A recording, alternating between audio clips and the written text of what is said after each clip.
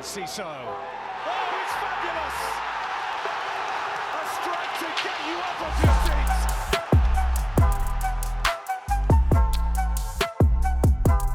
seats. Hello, welcome to the Seagulls social match preview for Crystal Palace. The M23 derby is back, ladies and gents. But God, that's horrible, isn't it? But yeah, we've got a really weird lineup here because we have got Adam back, but we've also got Ben and Maz. It's not Ben and Maz, it's Ben and Maz are back, side by side as close as possible. Ben and Maz, good to have you back, Maz. How are you, mate?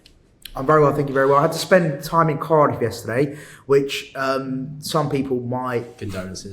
My condolences. Yeah, that was a very interesting trip to Cardiff. But yeah, so that's why I couldn't make the pod yesterday, which is a massive shame considering, you know, what great podcast it would have been after a 4-0 loss against Luton.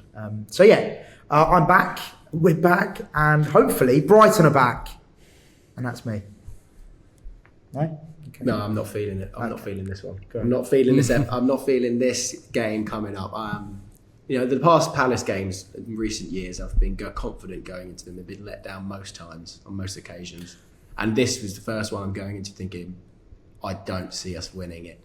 Really, but we haven't exactly got the best track record, have we? Let's be honest. Well, against them, I know, but we just love a draw against them. But I feel for some reason it's like this is going to be bad. I just don't maybe this is it. Well. This is what we need. We need to go into it being shit, and then we're going to beat them. That's what I think. We'll see. Yeah, I mean, to be fair, it is weird that the tides have turned, don't they, Adam? But do you think we do finally get anything over Palace, or is it going to be a same old, same old? I think, well, it's funny because if we'd spoken a few weeks ago, I think Brighton fans would have been so confident. Palace were like, you know, think back to a few weeks ago, they were in a shambles. I mean, I guess they kind of still are. But it's interesting when Brighton fans lose confidence, like suddenly we're now thinking about the game completely differently. I'm going to stick my neck out and say a draw. I just think it's meant to be with this fixture. Like, so really sticking your neck out. When you say you're sticking your neck out, that's why. That was sort of the joke. But yeah. Oh, okay, right. Yeah, it didn't really go very well. When you got to explain the jokes, they're not as funny. I don't think. Well, you know what? No, you know what? I started off again. I'm going to stick my neck out, and then I thought, oh no, I'm not actually. Going to get that neck back in. Yeah. Yeah, pretty much. But no, I do sort of agree. I'm not going to lie. But yeah, Maz, actually, you mentioned the fact that Palace are actually looking all right. Olise and Eze. I know this is a Palace preview, so we sort of have to talk about them a little bit, as hard as it is in a positive light. But they look pretty good, I've got to be honest. And as we say, we're not in very good form at the moment. We've got 3 wins and 16. Did you know? Because no one said about it at all on social media. So we're not in the best form. But do Olise and Eze worry you a little bit? That's both of you, because I know you're sat next to each other, so it's a bit easier. I'll start, yeah. I think, do you know what it is? The way I look at it, right now, I feel like Eze and Olise is what we're missing in terms of like that creativity, that pace. Like, we're missing Adingra, we're missing Matoma, we're missing who else? We're missing loads of players. It's Ciso, Ansu Fati, like those creative, fast, energetic players that, and I feel like Eze and Olise bring that creativity, bring that spark, and they're just both incredible players. Big game changers. Yeah, big changes, exactly. And I feel like that going forward right now, I think that's what we lacked against Luton, especially. You saw going forward, we had nothing. It felt like, obviously defensively, we ended up conceding 4, but going forward, we didn't look that promising either. So I think we're missing, those key players in those areas. But going back to Olise and Eze, they do worry me a lot, especially if, let's say, we've got Webster playing again. I think he was pretty poor, to be honest.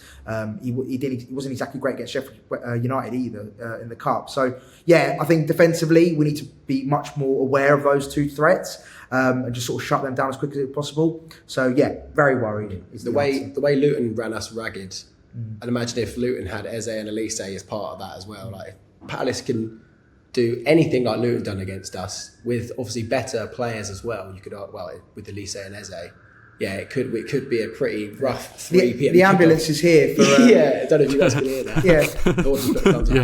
The ambulance is here for our early funeral, I think. if Olise and Eze turn up, the ambulance will be turning up as well. So, and also they've got, like, with those 2 players, they've you know, they've got that ability to just like score goals out of nothing. Like, you know, you're watching that Sheffield United game they played the other night when we were playing Luton, and like they go a goal down, great goal from Brereton Diaz, who actually, you know, looking back on it, we were trying to sign, but that was a great goal from him. And then like Eze gets that goal out of nowhere. A ball's just like floated into the box, and he just reaches and gets his foot on it. Elise scores a wonderful sort of like little half volley thing. Like, I think having those players missing for us is massive, and then the kind of players we'd have had in like in Ciso or Adingra or Matoma.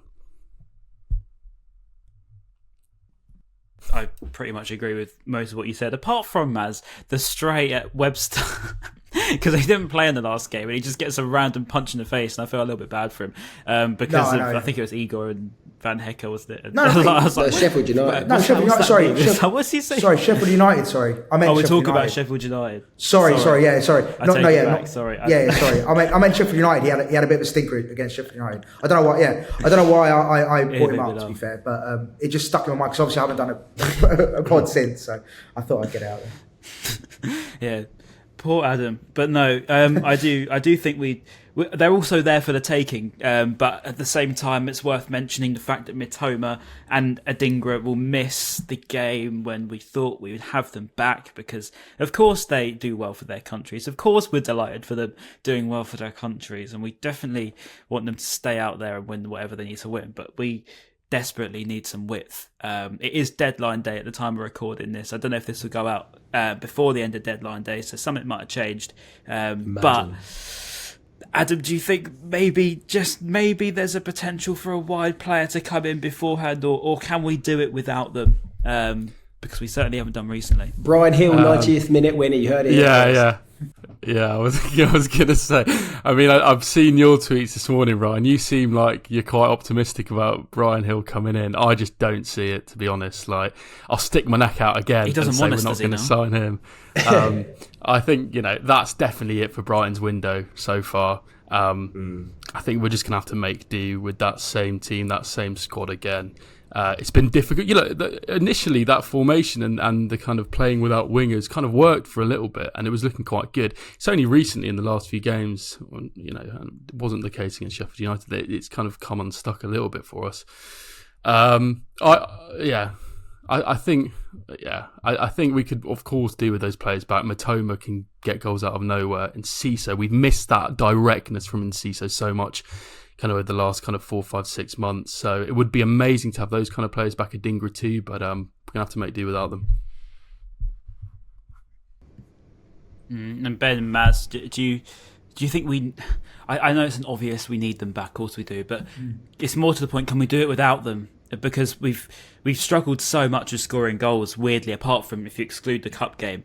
So that was actually a bit of an anomaly because we haven't scored in 2024 in the Premier League. Obviously, we are on this bit barren run in terms of wins. You know, are we? Can we break them down? That we know they're going to sit back against us at times. Yeah. No, it's a really tough one. I think I want to say yes because, like you mentioned, we did score. Was it 5 at Sheffield? So yeah. You'd like to think we can, and there's no reason why we couldn't. But I think it's so evident that we're missing the width. We're missing those wide players a lot because I think they're so integral to the way we play. So to answer your question, I want to say we will score, but I think we're going to concede as well, which is a problem. So I don't know. It's a really tough one for me. I want to be positive. But that last performance against Luton is just not filling me with much, and it's tough to. Yeah. What were your thoughts on Brian Hill? Because we never heard you talking about him. What would you be happy if we got him in, and how would you see that? Right now, I think I'd take any winger. But no, I don't think he's been that impressive at Spurs. What's he done at Spurs? Yeah. But is it the wrong system? Is he just not thriving? There's a reason why they signed him in the first place. Yeah, obviously, and he has done well. He just hasn't given me anything to be excited about. Let's just be honest. Like, if you said to me, "Oh, yeah, we're signing Brian Hill," I'm not going to be like, "Oh my god, what a signing!" Because I'm not. Whenever I watched him, I think, what's he actually done for Spurs? Nothing. But I suppose then why would they send him out loan if he was good? Do you know what I mean? So yeah, but yeah, I'm hopeful. Hopefully, it's the fact that he's been in the wrong system. And Yeah. that's the difference. You know, like And also- when Basuma went to Spurs, he was crap for for a bit, yeah. Now he's really, really good. And also, actually, on that as well, we're so good at developing players, and I suppose that is a key thing. I suppose why it's so attractive for young players to come. So I think maybe for Brian Hill, he's thinking, well, if I go to Brighton, the development and the path for me is really good there. And we've shown time upon time that we can develop players. So yeah, maybe that's the thinking behind Hill. Maybe we can bring him in and make him better and a good asset. Will he be able to get us over the hill and into Europa? That was Unfortunately, that was reluctant to make crap. that joke. No, I'm joking. Unfortunately, it doesn't. To me, it looks like it's a player decision. I think it's agreed on both clubs' sides. From what the last I saw, But I it's didn't understand the decision, fact and we had to apparently persuade him. We have to that persuade seems Brian Hill weird. to Yeah, join that's us. so to weird. make it. Yeah, What's the- that's what I mean. I don't think that's why I don't think it might not happen. Maybe he wants to stay at Tottenham. Maybe he's one of them players that doesn't fancy himself to move and wants to just sit on the bench. Maybe I don't know. That We'll tells see. you enough about him, doesn't everything it? can change, of course. Yeah, if that's the case, and that's the case, we don't want him anyway. But yeah, I do think if he had the mentality to want to improve as a footballer, it's definitely the place to come to, isn't it? I mean, as we said in the past episode, that we're so prone to reviving players. Welbeck's that we've had here. I remember specifically Welbeck getting slandered when he came from Watford fans, from Arsenal fans saying he was finished. And he's done very well here. Maz as well. To be fair, so I think that there's been plenty of players that we've revived. Lallana as well, he was pretty finished. I mean, remember everyone said his injuries speak for themselves, but again, it's the quality of Lallana that's been so impressive. But I don't know, we'll see. All that really matters is we have at least somebody there. Adam, would you be against the idea of maybe having, let's put it this way, an under-23's potential graduate in that side? I mean, would it be too much of a risk to put someone there? Because let's face it, creativity-wise, I remember saying this a couple of years ago about us finishing chances. What have we actually got to lose? I mean, for all we know, they might be more than good enough to be playing in the Premier League. I'm looking at Benicios, etc. Yeah, definitely. I mean, I think it's an interesting point. I probably wouldn't. I think these are the kind of games where you think an academy player would be so good, like in a rivalry match, in a derby match. But I feel like it's a little bit too high risk at this point. And also, like, I think Brighton do have the quality there. We've obviously been in a bad moment with that Luton result, but it's not like we're absolutely desperate for some bright spark that we don't seem to have. I think it'd be interesting to see whether, I mean, of course, like Hinshelwood's probably going to play. I think that'll be an amazing moment if he's playing against Palace. And I think it'll be interesting to see whether De Zerbi sticks with the formation he's been playing, whether he changes maybe into a back four. I know we don't have wingers, so that's going to be very difficult, but like whether he'll be looking to change things up after that Luton defeat in order to kind of shake up some kind of reaction or change the way we've been playing. So I think I'd like to changes see will be Lamptey needed. play It's as been the how we wing. do it. Yeah, Like exactly, we did, exactly. Like we do later in the games, like just start him in the wing. He's good enough to be that advanced winger, I think, especially with the lacking options that we do have. Yeah, no, 100%. Also, as well, just going back to your question, Ryan, about is it the right thing to put a young academy player in? Do you remember? I can't remember his name now for the life of me, but the goalkeeper for Palace, do you remember they put him in Last season. Yeah, last season, and Whitworth. Whitworth. That's it. I knew it was Whit something. Yeah, and the Woolworths, yeah. Palace fans were loving him, weren't they? Like, Exactly. And kept a clean don't get sheet. me wrong. Like, he actually played pretty well that game. No, he From- scored. This is when we won 1-0. Yeah, but he played all right. He didn't have like a Yeah. stinker or anything like that. But it just shows the faith that obviously Hodgson at the time put into him, or it might have been Vieira. I can't remember. I think it's Vieira. Might have been. Why am I thumbsing up again? Yeah, stop doing that. Right, and yeah. Anyway, yeah, I think they showed faith in that player, and there's no reason why we can't show faith in our academy products. We know we produce some really good young players, so yeah, why not? But I don't see it happening. Let's just be clear. I don't think it's going to happen, but why not? Get one of the young bucks in. What's the worst that can happen, eh? I agree. Yeah, no, I mean, obviously, it's potentially detrimental to their confidence, but I think at the same time, in the situation we're in at the moment, potentially Milner's out anyway, so that instantly leaves another question mark as to who's going to be on that left side.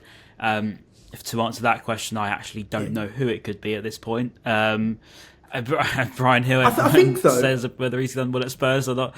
He can play there, can't he? So I don't know. It's difficult. I think though, even though like, you talk about confidence, for example, like could you ruin their confidence? I think De Zerbi will say, look, lads, like I don't expect you to come on and be a world beater. I don't expect you to play and be the finished article. To be fair though, I do now in saying that, De Zerbi has been pretty vocally critical about some of the players, hasn't he? Do you remember? Was it just after Sheffield? Against Luton. He said everyone played badly, as well as the subs, and I was like, okay, that's not the best. I get why you've said that, but yeah, maybe not the best to sort of publicly oust them like that. So yeah, I do agree with you, Ryan. Maybe the way De Zerbi is on the warpath at the moment, maybe you don't want one of those young players being thrown under the bus. But at the same time, I would put an arm around their shoulder and be like, listen, don't worry. Like if you have a stinker, so what? We don't expect you to be the finished article right now. But yeah, De Zerbi knows no best. pressure. But maybe De Zerbi's just cooking up that bounce back already. That's what We will see the real Brighton. We will see the real Brighton. Saturday. That's one of the most coldest quotes ever. Yeah. We will see the real Brighton on Sunday. So fingers crossed we do bounce back because we do need it big time. Big day. Agree. Just while we're on the subject of players, teenagers particularly, it looks like we will be signing one today, an 18-year-old from Sunderland. He's been at Sunderland since he was 8. Who wouldn't want to? I felt like I was on Sky Sports News then. Dharma Chef. Yeah, I mean, something like Darmish that. Adset. But anyway, his name's... is it Josh Richardson or something like that? Or... Robertson, Josh Robertson, that was the one. He's 18, attacking midfielder by the looks of it, going into the academy. Robertson. So again, one of them where we've got another teenager over the line, probably going to go into the academy. From what I've been seeing of Sunderland fans, they say he's by far their best young player. So no one does it quite like us when it comes to teenagers. But I don't know. Obviously, he's not going to be here for the now. No, I doubt it. Did you see what Jack Albion tweeted, like a screenshot of his WhatsApp chat? It was like, Twitter admin at 21:58. Don't go to bed just yet, Albion fans. And then it's like 10 past 11. We're pleased to know this sign. That is literally a what random happened. Polish under 18 who will join Shannon Roof's due to sign in July 2026. Good. It's literally that. Us on deadline. I mean, it's constant. Yeah, I can't see anything changing as well, to be fair. But at least we've got another 18-year-old to add to the ranks, and we will see him. I mean, this is one thing, we will see him at some point. We're going to be stacked in 2029, I tell you. Yeah. Fast forward to 2029, we're cooking. Yeah. 2029 champions. Yeah. We're already. But to be fair, Harry Hugh up front. Oh, bash. Hinshaw would have been centre mid with the captain. To be fair, we've needed this pretty bad though. Like, people will say this is not what we need right now, but it's all it is, because you think our youth team's taken a bit of a battering, to be fair. Like, we've bought and sold quite a lot of them. They've all been promoted.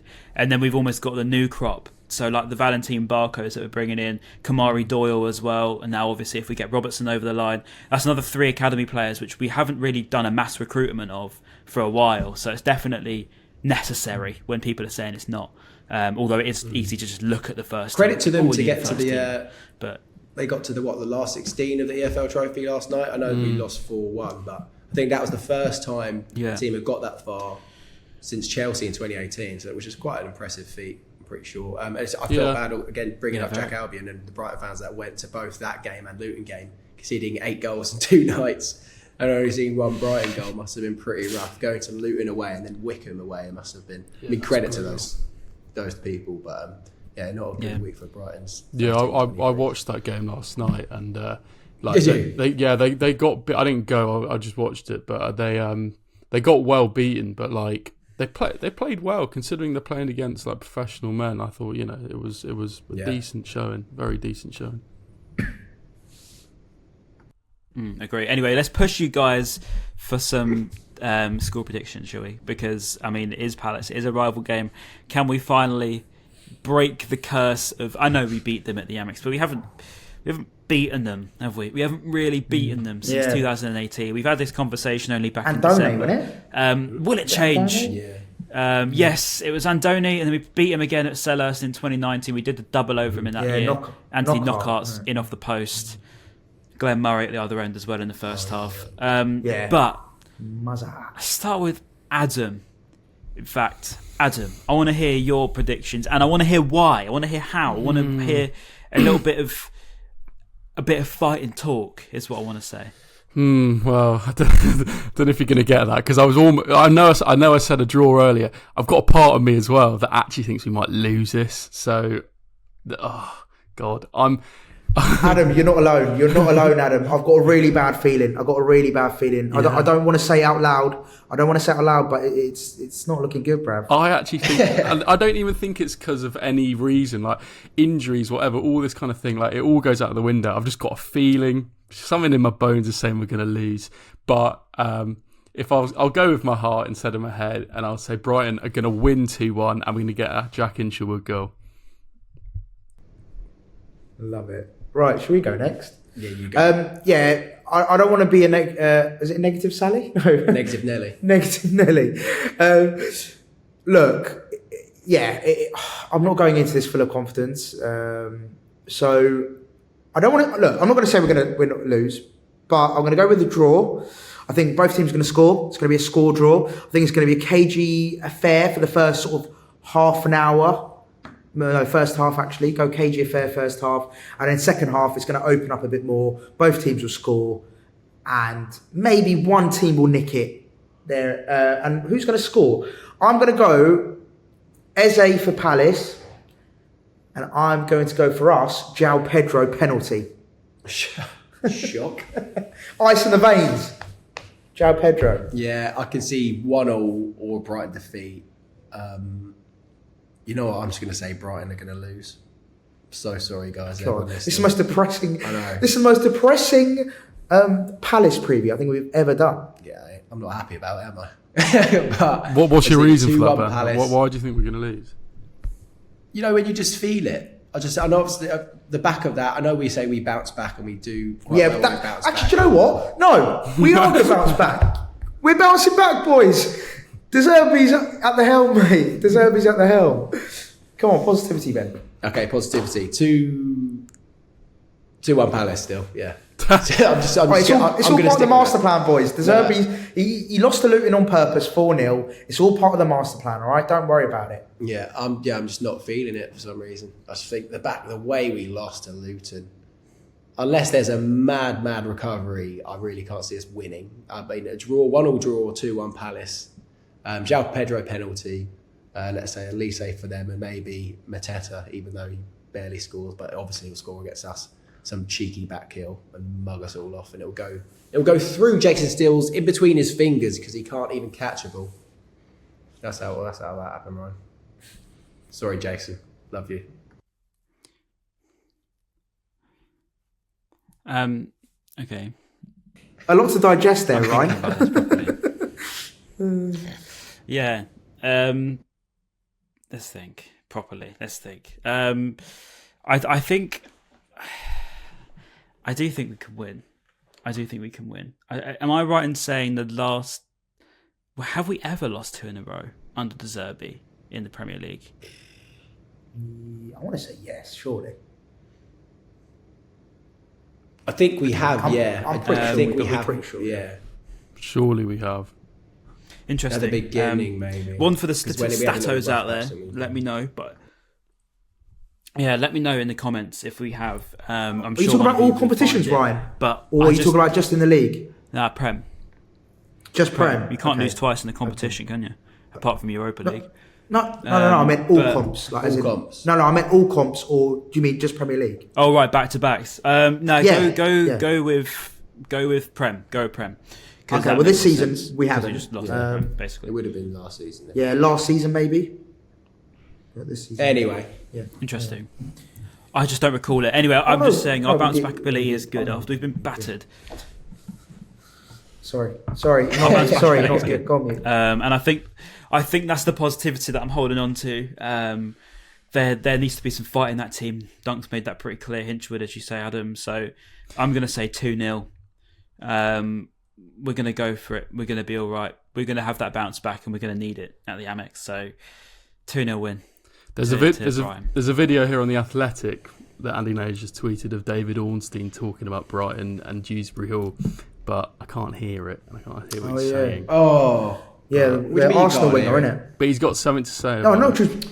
I'm thinking of the other one, Dewsbury. Something. Yeah, Dewsbury Hall. No.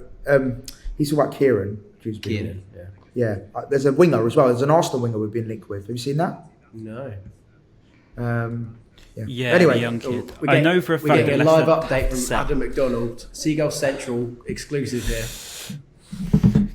He's getting exclusive from the Athletic. that by He's not saying anything. He's just saying what we already know. He's just Sorry. saying that basically they need to sell fuck's for us to buy him. He's turning into a Fabrizio, just repeating himself for clicks. Nice one, David. Yeah.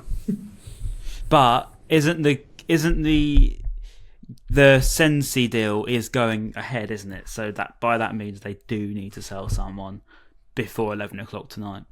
So Yeah. we'll see. Offer the money, for God's sake. We need a midfielder so bad. But yeah, I'll leave that one for the fate to come, because we don't know what's going to happen by the time this even goes live. But until that point, it's been an absolute pleasure, boys. Thank you for joining me, Ben and Maz and Adam.